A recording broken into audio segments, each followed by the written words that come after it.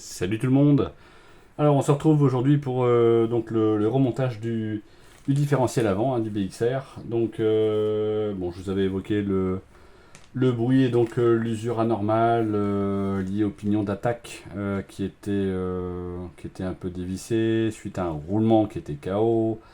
Donc bon, tout ça m'a amené à devoir changer donc déjà le pignon d'attaque. Alors ça plus par mesure de sécurité parce que je suis bon, je suis pas persuadé qu'il était pas totalement fonctionnel, mais bon, en tout cas, voilà, on a prévu de le changer. Et surtout, et ça c'était visible à l'œil nu, donc de changer également la couronne du différentiel. Donc on a ces pièces-là. Bien évidemment, on va donc travailler avec la récupération du roulement qui lui n'a rien subi. On a du roulement neuf. On a également du joint neuf pour changer ça. On a également de l'huile. Donc là, ce sera huile silicone en 7000 pour l'avant. Donc j'ai fait le nettoyage de la partie haute de la cellule de diff. Que j'ai nettoyé hier.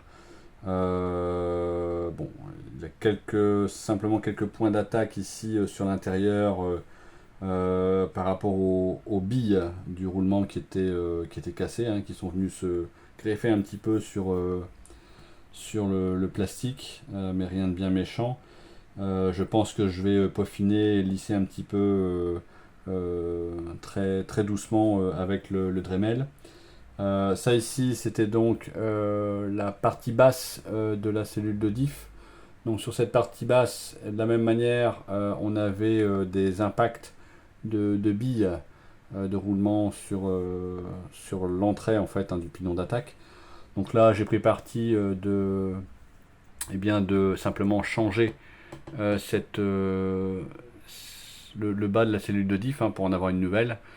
Bon, ça j'en avais d'avance, puisque souvent on casse plutôt la partie haute, pour lesquelles il y a également le support de tourelle, donc souvent ça c'est plus facilement cassé. Donc j'avais deux parties basses de cellules de diff d'avance, donc j'ai décidé d'en prendre une pour la mettre à jour et la mettre à neuf surtout.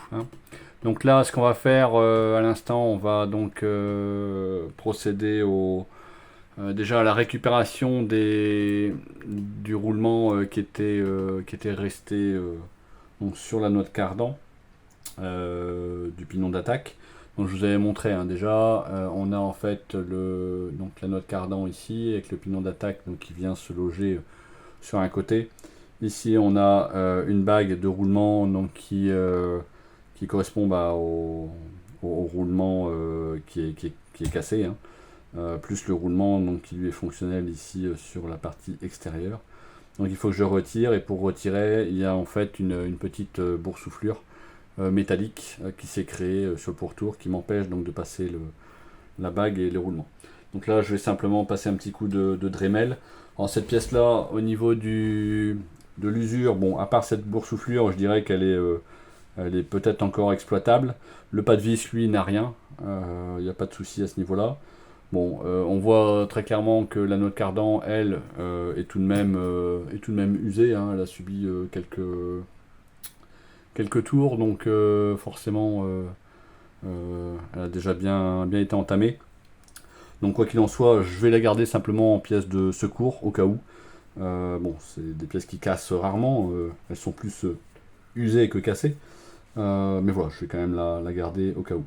Donc là, je vais simplement retirer la boursouflure, donc un petit peu de bruit, mais je vous retrouve tout de suite après.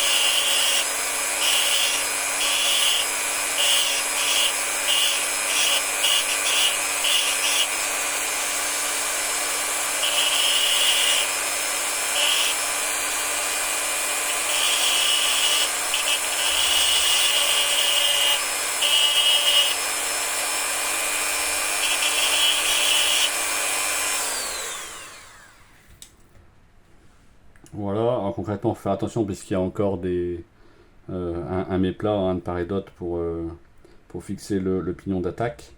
Bon, là, ça ne suffit pas entièrement, donc il faut encore que je fasse un peu. Donc je vais poursuivre ça et puis je reviens très vite. Voilà, donc là j'ai limé suffisamment. Donc on peut effectivement retirer la bague intérieure du roulement KO. On retire donc l'ancien roulement qui lui n'est pas encore KO, je pense. On va voir ce que ça donne. Hop. En mettant cela sur la nouvelle noix de cardan.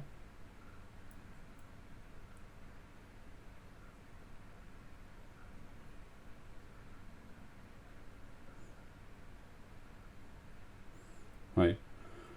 Ça a l'air d'aller. Ce qu'il faut faire, bien évidemment, c'est rajouter du coup le roulement extérieur qui lui était cassé.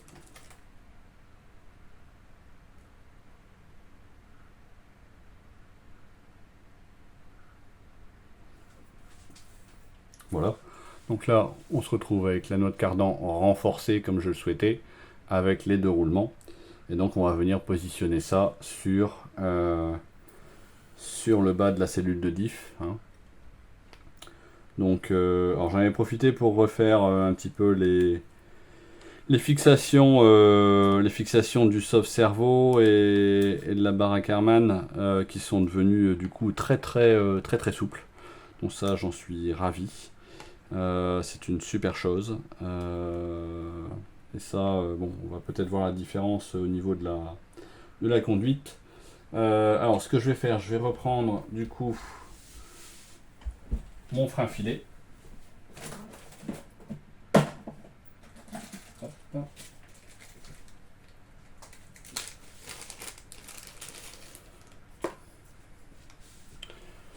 Pour pouvoir fixer donc le nouveau pignon d'attaque et le visser. Donc ça ici,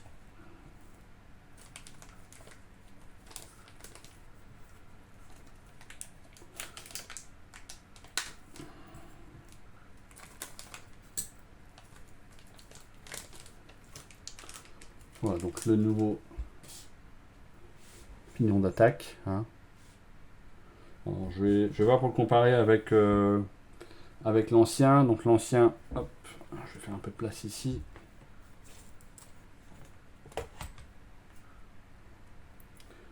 Pour récupérer ce que j'ai fait tremper.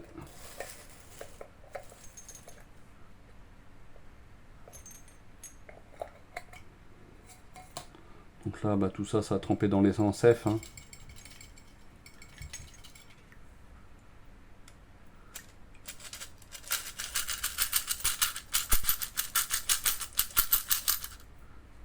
Hop, on va prendre un chiffon propre, un sopalin propre. Bon, vous n'avez pas l'odeur, mais forcément, l'essence F, eh bien, ça sent. C'est normal. Et donc, je vais, hop, déposer ça ici. Les petites pièces. Alors, attention, j'ai mes deux petits circlips également. Là, je n'ai plus rien. Voilà. Donc, je vais refermer ma bonne confiture. Voilà. Que ça ne s'évacue pas. Donc, on fait attention au pigeon torique de l'autre côté. On a ici les différentes pièces. Alors bon, la couronne, très sincèrement, je vais pas forcément passer trop de temps à la nettoyer, hein, puisque elle va être changée, hein. Donc ça, c'est une pièce, je mets de côté. Ça sera pour de la récup. Donc ça ici, c'est le pignon d'attaque que j'avais encore dessus. Donc ce pignon d'attaque et le nouveau. Donc ici,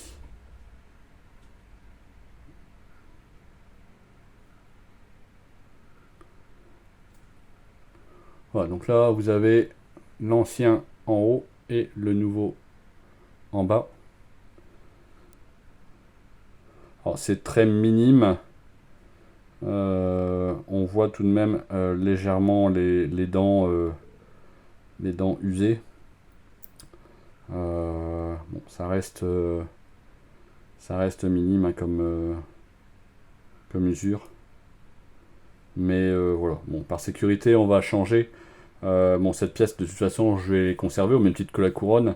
Mais bon, il y a plus de chances que je réexploite le pignon d'attaque que la couronne, en tout cas. Hein.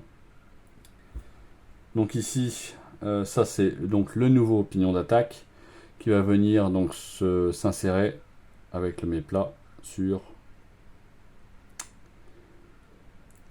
la noix de cardan renforcée, traité dur. Voilà, ici. Alors, je vais d'abord le tester à blanc c'est-à-dire je vais le visser ici mais sans y mettre de frein filet pour voir un petit peu une fois placé dans la cellule de diff, voir si le calage est bon. Je sais que sur l'arrière j'avais eu un souci et donc un petit peu de mouvement possible. Donc hop, ici je lève un petit peu ma barre à Karman ici, simplement pour venir positionner ça. Et là ça tourne très bien et je n'ai vraiment pas de jeu hein. Vous voyez, j'essaye mais je n'ai pas de jeu du tout.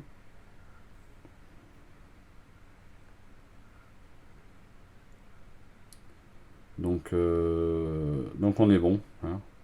Donc je vais pouvoir venir fixer ça simplement de façon définitive avec du frein filet. Hop.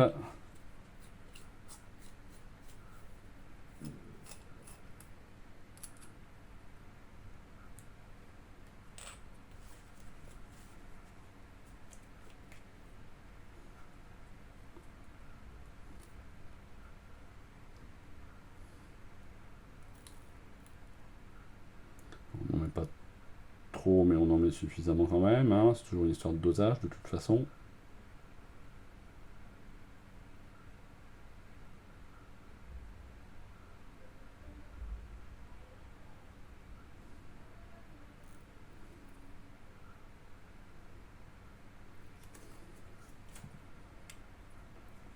Voilà.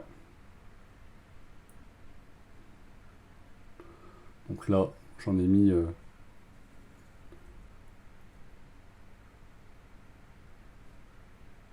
c'est difficile à montrer.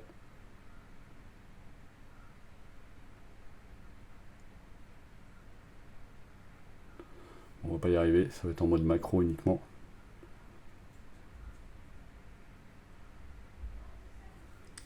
Donc bon, en tout cas, j'ai mon frein filet.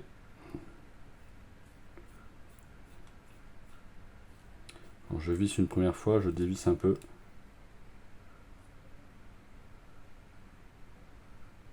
Ok. Ce que je vais faire, je vais même passer un petit coup. Hop. Voilà, le sopalin au niveau de l'intérieur de la vis hein, qu'on voit ici. Ça permet d'éviter d'avoir du frein filet sur la tête de vis. Hein. C'est pas là que le frein filet doit se situer, mais bien sur le pas de vis. Voilà. Donc là, une petite astuce hein, pour bien serrer, simplement, hop. Mais bon, très sincèrement, là, c'est bien serré. Donc là, ici, on a déjà cette partie-ci donc de réaliser. Alors, je vais simplement la poser Je vais la poser au niveau dans la cellule de diff, hein, mais simplement je la positionnerai après. Je graisserai d'abord le pignon d'attaque. Alors, on va s'occuper du diff. Donc le diff, on a tout d'abord le corps ici du différentiel, qui est encore un petit peu sale. Donc on va venir nettoyer.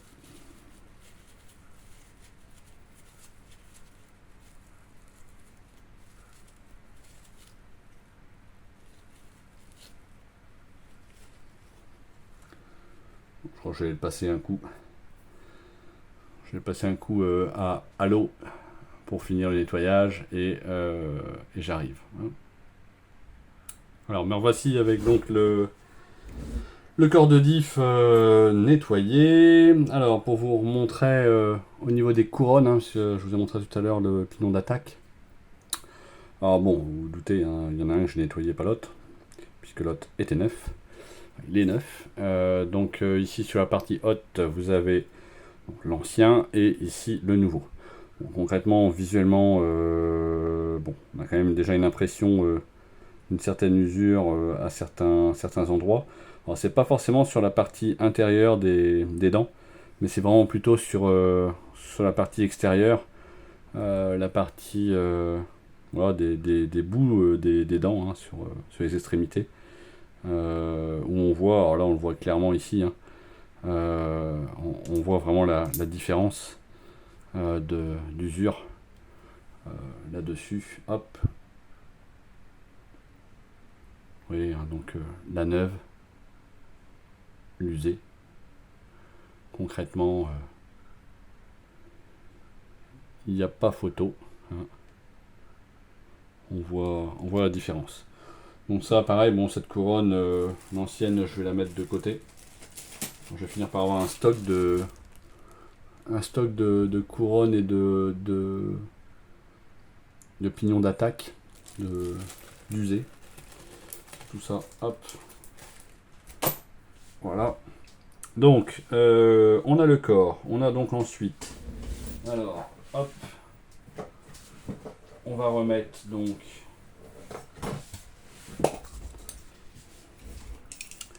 les petits joints toriques. On va commencer par le premier.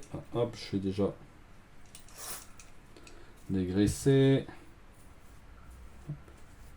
Pour bien nettoyer. On va positionner ça.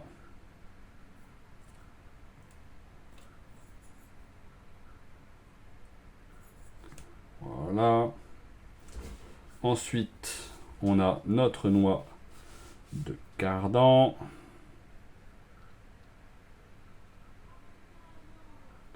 Voilà. Hop, pour bien faire, on va simplement pousser le joint torique au fond. Voilà.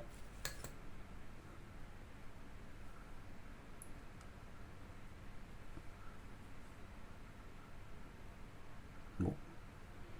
Et là, donc, il y avait un côté avec 2 rondelles et l'autre côté sans rien. Donc le côté avec les 2 rondelles, c'était le côté de la couronne. Et ici, il n'y avait rien d'autre. Donc on était directement sur le planétaire. Hein. Donc il y a un planétaire ici. Hop, je vais le dégraisser aussi. Voilà.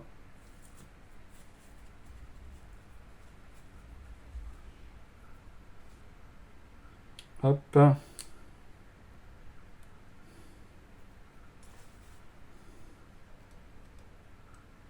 Effectivement, c'est déjà bien au bord.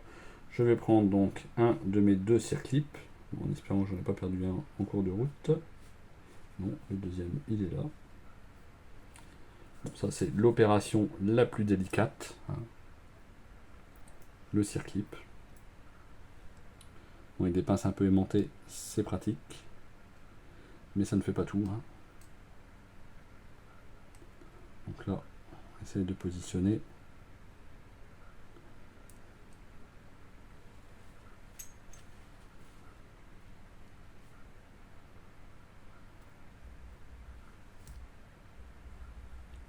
le circuit il est parti au fin fond.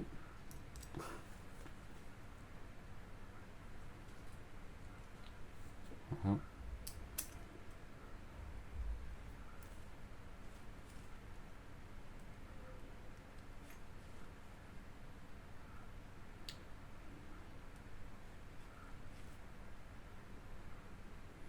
Je me demande si je devrais pas jouer avec deux pinces. Alors là, vous voyez, bon, le circuit il est juste posé, hein, donc je dois y faire attention, mais il est juste là. Et donc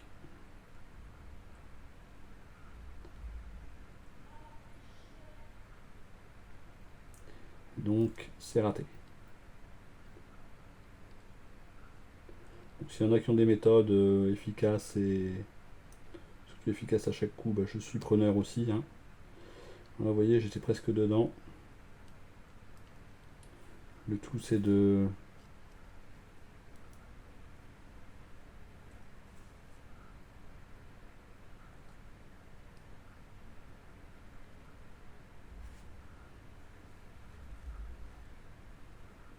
réussir à poser à plat et ensuite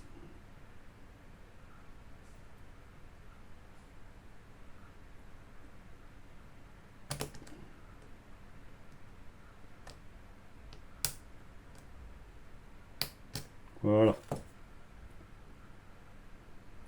Donc là, il est bon.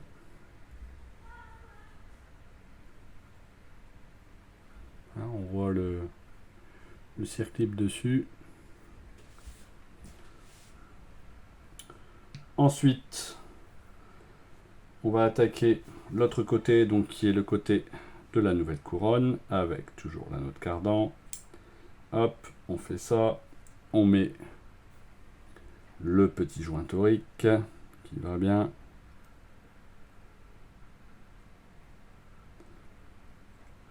Hop. Je vais le retirer parce que j'ai vu qu'il y avait une saleté et j'ai bien fait. Parce que ça, c'est bon à anéantir le joint. Quand le cardan il se met à tourner, il se met à tourner, il fait pas semblant. Donc hop, on est reparti.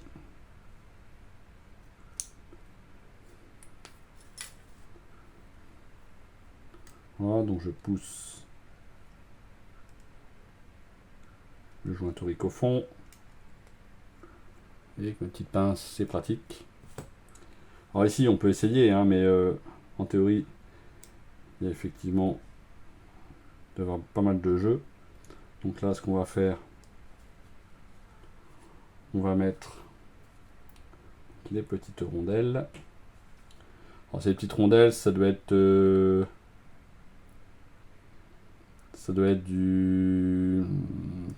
les 5 11,2 par du 0,1 dp de mémoire. Voilà, on a nos rondelles. Le circlip qui va bien. Sachant que lui, il est un petit peu plus facile d'accès, hein, donc c'est moins catastrophique à mettre. Bon, je vais pas trop m'avancer parce que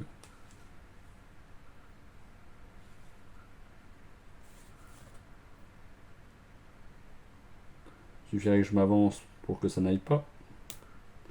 Voilà. Donc là, on égoude aussi.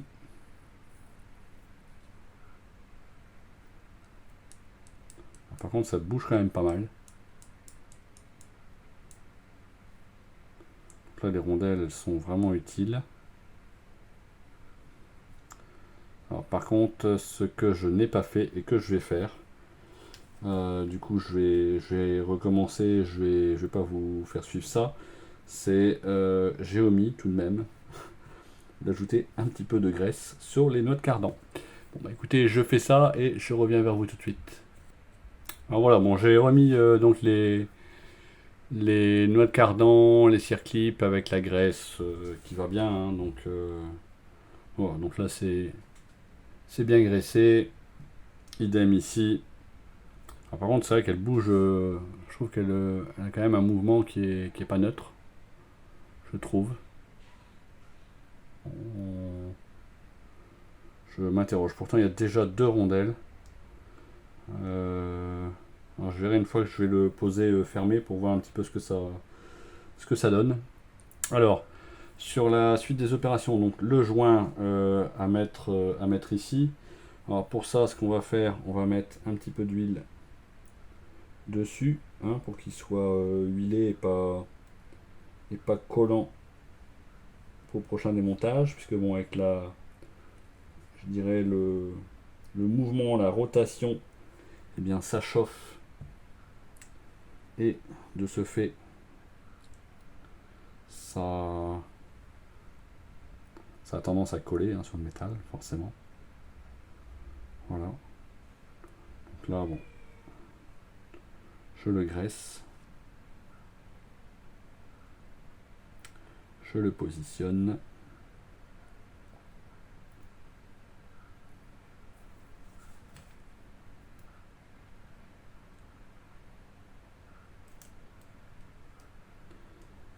Hop.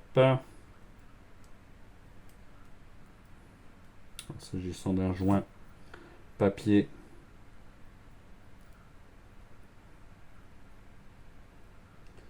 prêtez attention, hein, c'est fragile.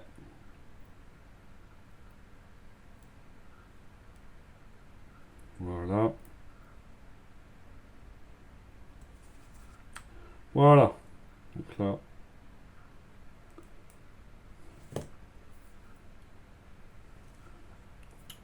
le joint, il est bon. Ce que je peux même faire, c'est à la limite mettre un chouïa d'huile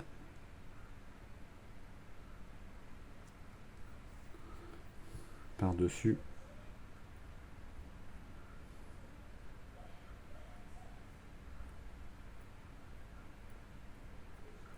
Voilà. Donc là, il sera bien imbibé, hein, et il est luisant. Donc, côté couronne, on est bon. Ici, côté corps de diff. Donc là, l'idée, c'est eh bien de faire mon passage aux 4 satellites, hein, puisque là, j'étais sur 2 satellites. Donc 2 satellites, c'est-à-dire une tige unique avec deux petits satellites. Donc je vais rajouter ici, puisque j'avais donc pris ça pour l'arrière, ce qui m'a permis de passer également en 4 satellites sur l'arrière. Et donc je vais récupérer ici ce dont j'ai besoin, c'est-à-dire forcément des nouvelles tiges.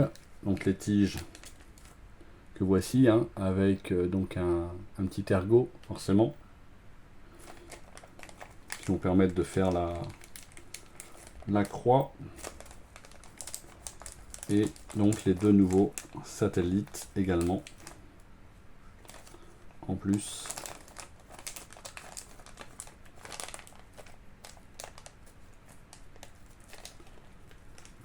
Voilà. Donc pour ça, alors c'est très simple, hein, on va venir donc mettre les petits satellites sur la première tige métallique. On va donc insérer ça dans le corps de diff. Faisons attention, hein, de bien mettre le plat sur le dessus, bien sûr, puisque la deuxième tige va venir par-dessus. S'insérer ici.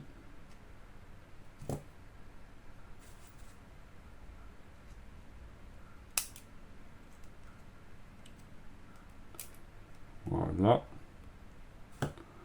Là, je suis donc dedans, hein. Là, on est bon.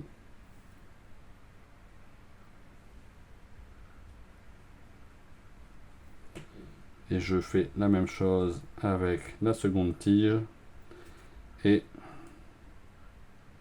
je viens la placer, elle, dans l'autre sens, avec le plat vers le bas, forcément. Donc ça va venir. Hop. S'inclure ici, dedans. Vous voyez.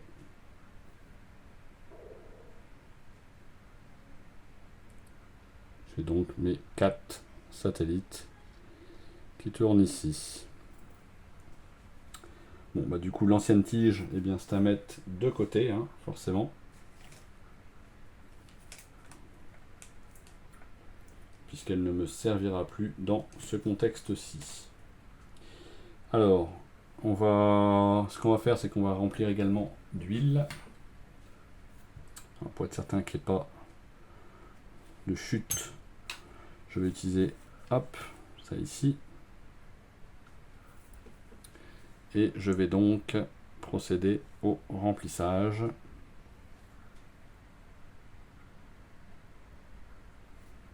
Donc avec de la 7000 pour ici. Bon, j'ai pu vérifier, on était à peu près plat ici sur le dessus, hein, du corps de diff. Voilà, donc là l'idée c'est de verser l'huile et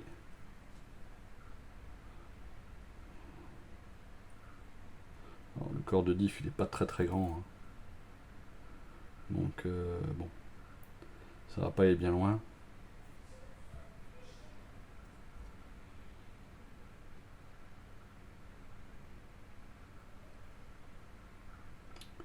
L'idée c'est de faire tourner un petit peu tout ça.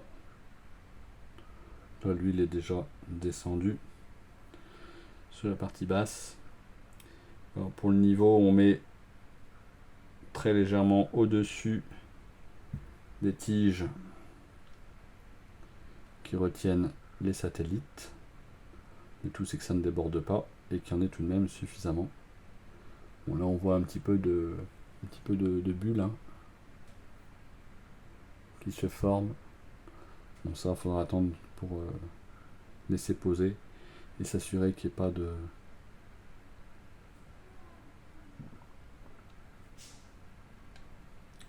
d'air. Je vais même en mettre un petit peu. Hop.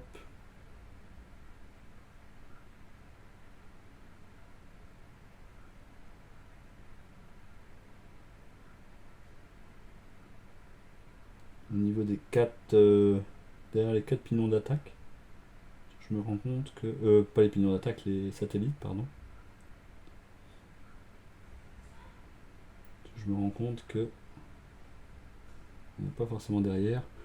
Alors l'idée c'est peut-être finalement de d'abord mettre un peu d'huile, hein, et ensuite de venir insérer les satellites dedans. Donc là on n'est pas trop mal. Ce que je vais faire, je vais simplement laisser reposer et je poursuivrai ça avec vous un peu plus tard, lorsque je n'aurai plus d'air d'une part, et je pourrai alors refermer ce diff qui sera totalement révisé.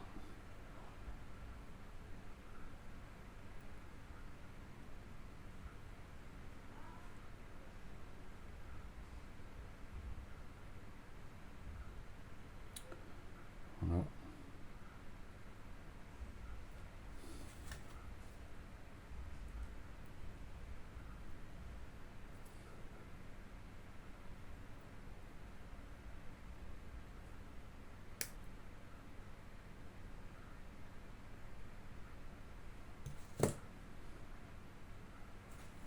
Hop.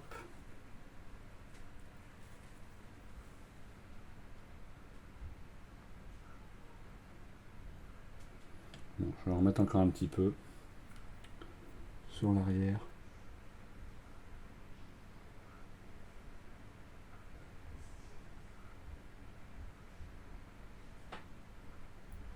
Enfin, ce qui me dérange, c'est que vraiment j'ai l'impression d'avoir des trous d'air derrière les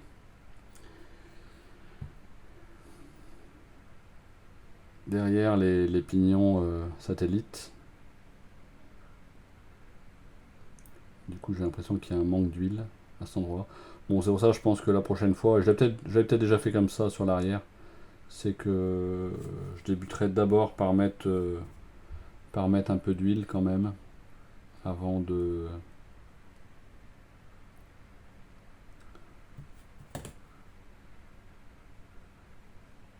avant de mettre ces pinons. Bon, écoutez, moi je vais laisser ça ici, poser. On va voir ce que ça donne tout à l'heure. Et puis ça permettra, in fine, de venir monter voilà, le restant du différentiel ici. Hein. On en voit, je pense que j'ai un peu trop d'huile puisque ça ressort un peu par les trous, mais quoi qu'il en soit, on verra ça une fois que l'huile aura posé. Hein. Là ici elle n'est pas totalement posée à l'intérieur du corps. Hein. Voilà, écoutez, on se retrouve pour une prochaine vidéo. Je vous dis merci et à très bientôt. Voilà, donc là on a laissé reposer donc l'huile hein, dans le corps de diff. Donc on va pouvoir refermer le différentiel, hein, tout simplement. Donc on va venir positionner, hop,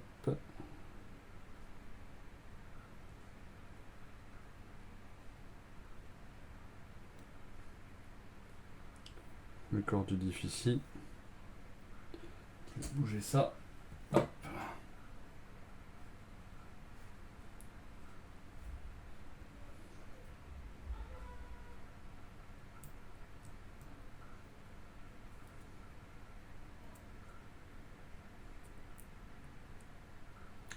Et comme à notre habitude, hein, on va visser en diagonale, bien sûr.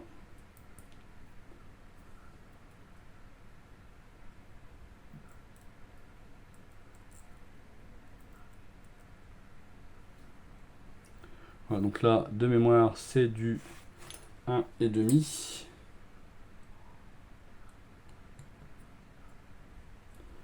On est bien droit surtout. On est face au trou également. Important. Et on visse.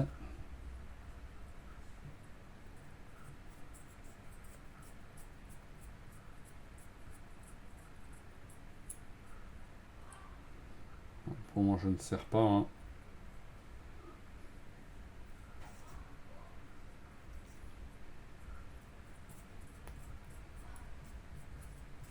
Je fais ça à la main, bien sûr, pour éviter d'anéantir le pas de vis côté corps de diff. Donc j'ai fait la première diagonale. Hein. Je poursuis avec la seconde.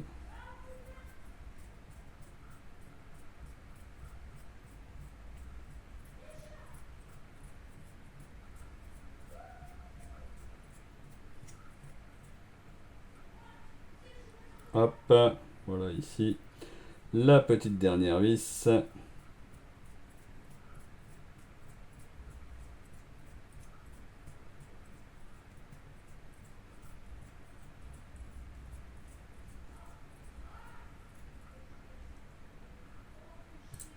Voilà. Donc,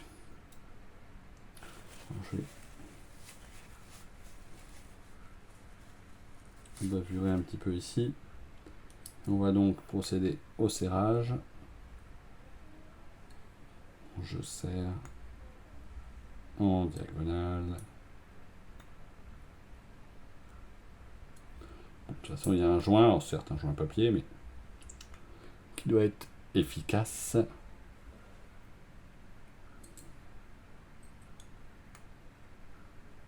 Là, on est bon. Bon. Je m'assure simplement qu'avec une certaine force, je n'arrive plus à tourner. Et là, on est good, on a fini. Voilà, donc le différentiel, lui, est fonctionnel. Alors, il paraît un petit peu plus dur qu'avant. J'étais peut-être sur du moins de 3000 avant. Mais bon, toujours est-il que ça va me permettre de venir remonter ça ici, concrètement, de façon propre. Alors pour ça, Et je pense qu'on va terminer avec ça. Je vais sortir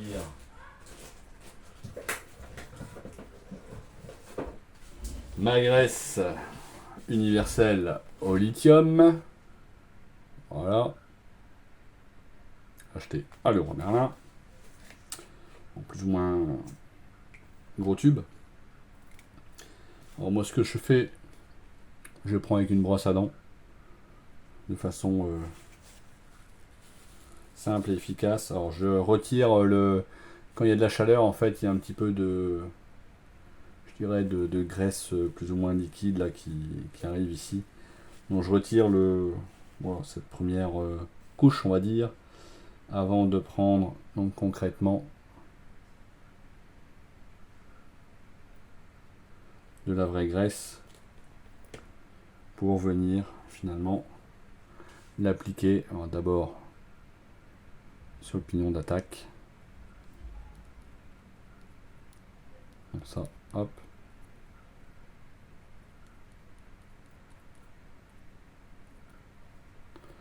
N'oubliez pas, hein, j'ai fini par remettre de la graisse également sur l'axe du cardan. Hein. Donc tout est bien graissé. Ici, je vais donc repositionner ça au niveau de ma cellule de diff. Donc, je relève un petit peu ici. J'en profite pour remettre le cardan à l'intérieur. Hein. Ça sera plus simple que de le faire a posteriori et de galérer. Déjà là, ça risque de pas être simple.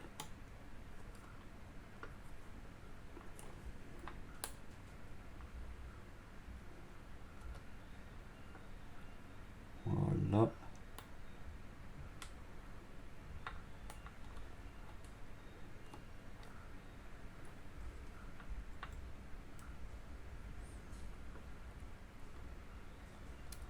Hop.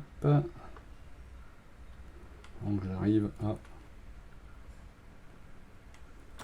Voilà.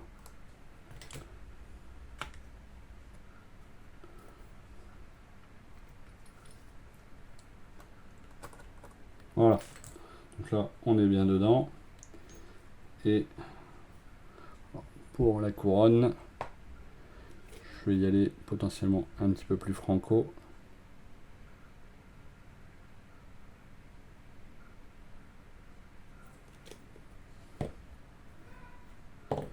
Hop.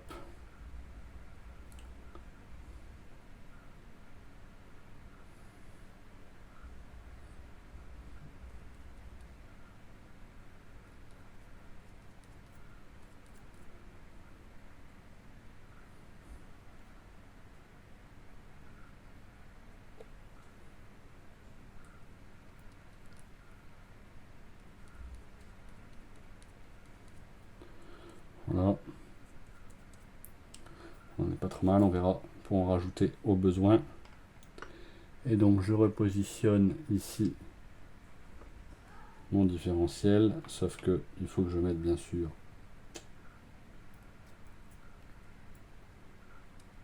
les roulements, ne pas oublier, des petits roulements, bien sûr, que vont venir, hop, se positionner ici. Voilà, donc là, j'ai mon différentiel de repositionner. Alors, je vais rajouter un peu de graisse parce que je trouve que au niveau du pignon d'attaque, en tout cas, ça me semble pas forcément suffisant. Bon, je dirais que ça après, avec la rotation, tout va bouger. Hein. Donc je m'en fais pas trop à ce niveau-là.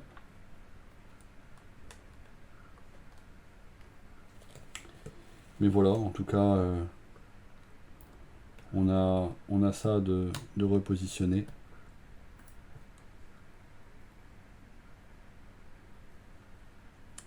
Et donc tout ça, ça va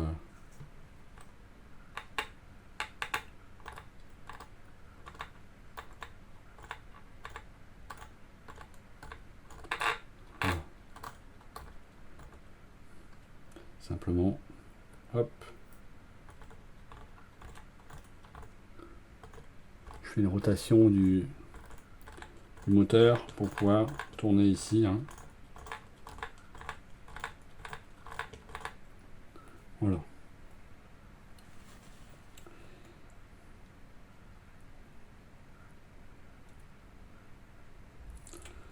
Bon, bah écoutez, je pense que hop, pour aujourd'hui, on n'est pas trop mal.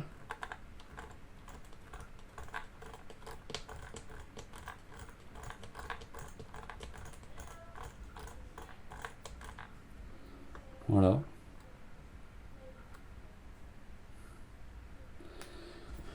Donc bah, restera la suite, hein, du remontage avec cette partie haute de la cellule de diff.